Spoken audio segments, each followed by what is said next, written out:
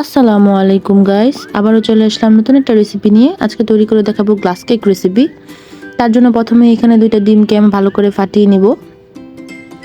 তারপরে ডিমগুলোকে গ্লাসের মধ্যে দিয়ে দিব এবং একে একে আমরা কেককে সব উপকরণগুলো ঢেলে নিব। যেমন 2 চামচ করে চিনি, 2 চামচ করে ময়দা আমি এখানে ইউজ করেছি। এই গ্লাস কেক রেসিপিটা বানানো খুবই সহজ এবং এটা আমরা যে কোনো ধরনের টিফিনে বাচ্চাদের স্ন্যাক্স হিসেবে ব্যবহার করতে পারি। বাচ্চারা এটা খুবই পছন্দ করে এবং এটা খুবই তাড়াতাড়ি 5 মিনিটের মধ্যে বানিয়ে ফেলা যায়। যদি আপনারা ওভেন ইউজ করতে চান ওভেনে ইউজ করতে পারেন, চুলাতে ইউজ করতে পারেন। তারপরে এখানে 2 চামচ তেল দিয়ে দিব। প্রত্যেকটা গ্লাসে আমি সেম কোয়ান্টিটির আইটেমগুলো ইউজ করেছি।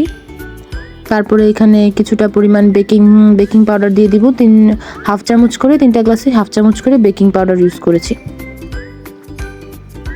যাতে কেকটা অনেক বেশি ফ্লাফি দেখায় এবং ফ্লাফি হয় অনেক। এখানে তারপর দুধ দিয়ে কিছুটা ব্যাটারগুলোকে মিক্স করে নিয়েছি এবং কিছু ফুড কালার ইউজ করেছি আমি, 1 ফোঁটা 2 ফোঁটা করে ফুড কালার। এতে কালারটা অনেক ভালো আসে কেকের। এবং এখানে কিছু ডেকোরেট করার জন্য আমি এখানে কিছু চকলেট সিরাপ ইউজ করব, যাতে কেকটা অনেক বেশি সুন্দর দেখায় এবং খেতে অনেক বেশি মজা লাগে চকলেট সিরাপটা ইউজ করলে। এখন আমরা কেকটাকে আমরা আগে ওভেনটাকে প্রিহিট করে নিয়েছিলাম। এখন ওভেনে একে একে 3টা গ্লাসই দিয়ে দিব।